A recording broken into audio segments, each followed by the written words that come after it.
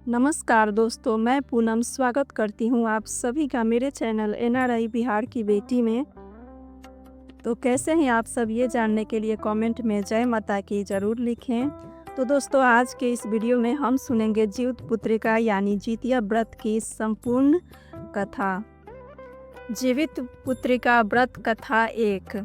जीवित पुत्रिका व्रत के साथ जिमुतवाहन की कथा जुड़ी है। संक्षेप में वह इस प्रकार है। गंधर्वों के राजकुमार का नाम जिमुतवाहन था। वे बड़े उदार और परोपकारी थे। जिमुतवाहन के पिता ने वृद्धावस्था में वानप्रस्थ आश्रम में तजो समय इनको राज सिंहासन पर बैठाया, किंतु इनका मन राजपाट में नहीं लगता था। वे राज्य का भार अपने भाइयों पर छोड़कर स्वयं वन में पिता की सेवा करने चले गए। वहीं पर उनका माल्यतवी नामक राजकन्या से विवाह हो गया। एक दिन जब वन में भ्रमण करते हुए जिमुतवाहन काफ़ी आगे चले गए, तब उन्हें एक वृद्धा विलाप करते हुए दिखी।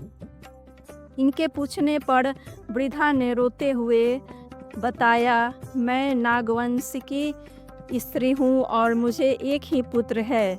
पक्षीराज गरुड़ के समक्ष नागों ने उन्हें प्रतिदिन भक्षण हेतु एक नाग सौंपने की प्रतिज्ञा की हुई है। आज मेरे पुत्र शंखचूड़ की बलि का दिन है। जिमुतवाहन ने वृद्धा को आश्वस्त करते हुए कहा, डरो मत, मैं तुम्हारे पुत्र के प्राणों की रक्षा करूंगा। आज उसके बजाय मैं स्वयं अपने आप को उसके लाल कपड़े में ढककर वध्यशिला पर लेटूंगा। इतना कहकर जिमुतवाहन के शंखचूड़ के हाथ से लाल कपड़ा ले लिया और वे उसे लपेटकर गरुड़ को बलि देने के लिए चुनी गई वध्यशिला पर लेट गए। नित्य समय पर गरुड़ बड़े वेग से आए और वे लाल कपड़े में ढके जिमुतवाहन को पंजे में दबोचकर पहाड़ के शिखर पर जाकर बैठ गए। अपने चंगुल में गिरफ्तार प्राणी की आंख में आंसू और मुंह से आह निकलता न देखकर गरुड़ जी बड़े आश्चर्य में पड़ गए। उन्होंने जिमुतवाहन से उनका परिचय पूछा। जिमुतवाहन ने सारा किस्सा कह सुनाया। गरुड़ जी उनकी बहादुरी और दूसरे की प्राण रक्षा करने में स्वयं का बलिदान देने की हिम्मत से बहुत प्रभावित हुए। प्रसन्न होकर गरुड़ जी ने उनको जीवन दान दे दिया तथा नागों की बलि न लेने का वरदान भी दे दिया। इसी प्रकार जिमुतवाहन के अदम्य साहस से नाग जाति की रक्षा हुई और तब से पुत्र की रक्षा हेतु जिमुतवाहन की पूजा की प्रथा शुरू हो गई। जीवित पुत्रिका व्रत कथा 2। धार्मिक कथाओं के मुताबिक बताया जाता है कि एक विशाल पकड़ के पेड़ पर एक चील रहती थी। उसे पेड़ के नीचे एक सियारिन भी रहती थी। दोनों पक्की सहेलियां थीं।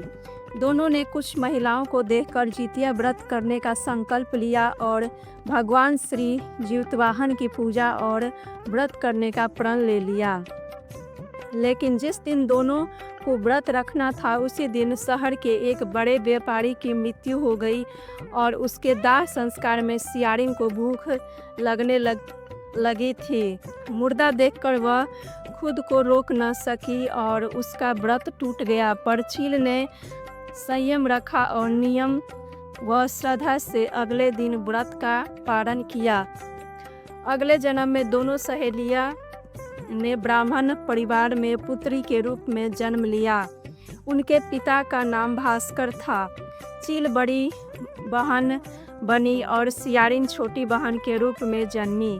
चील का नाम सिलतवी रखा गया और सिलतवी की शादी बुद्धिसेन के साथ हुई, जबकि सियारिन का नाम कपूरातवी रखा गया और उसकी शादी उस नगर के राजा मलाय केतु से हुई। भगवान जिमुतवाहन के आशीर्वाद से सिलतवी के 7 बेटे हुए, पर कपूरातवी के सभी बच्चे जन्म लेते ही मर जाते थे। कुछ समय बाद सिलतवी के 7 पुत्र बड़े हो गए और वे सभी राजा के दरबार में काम करने लगे। कपूरातवी के मन में उन्हें देख ईर्ष्या की भावना आ गई। उसने राजा से कहकर सभी बेटों के सर काट दिए। उन्हें 7 नए बर्तन मंगवाकर उसमें रख दिया और लाल कपड़े से ढककर सिलतवी के पास भिजवा दिया। यह देख भगवान जितवाहन ने मिट्टी से 7 भाइयों के सिर बनाए और सभी के सिरों को उसके धड़ से जोड़कर उन पर अमृत छिड़क दिया। इसमें उनमें जान आ गई। 7 युवक जिंदा हो गए और घर लौट आए।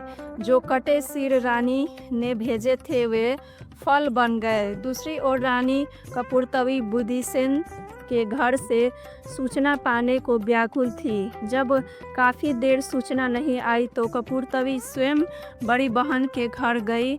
वहां उसको जिंदा देखकर वह सन्न रह गई। जब उसे होश आया तो बहन को उसने सारी बात बताई। अब उसे अपनी गलती पर पछतावा हो रहा था। भगवान जितवाहन की कृपा से सिलतवी को पूर्व जन्म की बात याद आ गई। वह कपूरतवी को लेकर उसी पाकड़ के पेड़ के पास गई और उससे सारी बातें बताई। कपूरतवी बेहोश हो गई और मर गई। जब राजा को इसके खबर मिली तो उन्होंने उसी जगह पर जाकर पाकड़ के पेड़ के नीचे कपूरतवी का दाह संस्कार कर दिया। इसी के साथ यह कथा यहीं समाप्त हुई। तो एक बार बोलिए जितवाहन भगवान की जय, श्री हरि विष्णु की जय। तो आज के इस वीडियो में इतना ही। आप लोगों से फिर जल्द मुलाकात होगी दूसरे वीडियो में नए व्रत त्यौहार के नियम विधि और व्रत कथा के साथ। अगर आपको मेरी वीडियो अच्छी लगी हो तो वीडियो को लाइक और जो भी मेरे चैनल पे नए हैं चैनल को सब्सक्राइब कर दीजिएगा इसी तरह के वीडियो देखने के लिए। धन्यवाद।